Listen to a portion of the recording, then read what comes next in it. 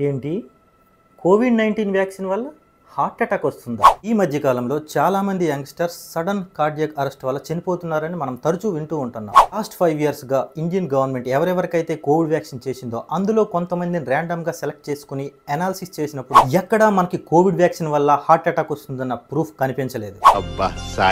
ఇంకా డీటెయిల్డ్ గా చెప్పాలంటే కోవిడ్ వైరస్ దాని వల్లనే మనకు హార్ట్ అటాక్ వచ్చే ఛాన్సెస్ ఎక్కువగా ఉంటాయి.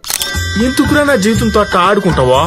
సుఖం లేదు, సంతోషం లేదు, కనీసం నిద్ర కూడా పోనవా? ఎందుకంటే ఈ కోవిడ్-19 వచ్చిన వాళ్ళలో ప్రోకోగ్యులెంట్ ఫ్యాక్టర్స్ అనేవి ఎక్కువగా ఉంటాయి. అంటే వాళ్ళ రక్తం మామూలు మనుషుల కంటే తొందరగా గడ్డకడుతుంది. ఈ కోవిడ్-19 సోకిన వాళ్ళ డైమర్ వాల్యూస్ అనేవి చాలా ఎక్కువగా ఉంటాయి. అందుకే 2020-21 టైంలో మన ఇండియాలో ఎన్నడూ లేనని పల్మనరీ ఎంబోలిజం కేసులు రిపోర్ట్ అయ్యాయి.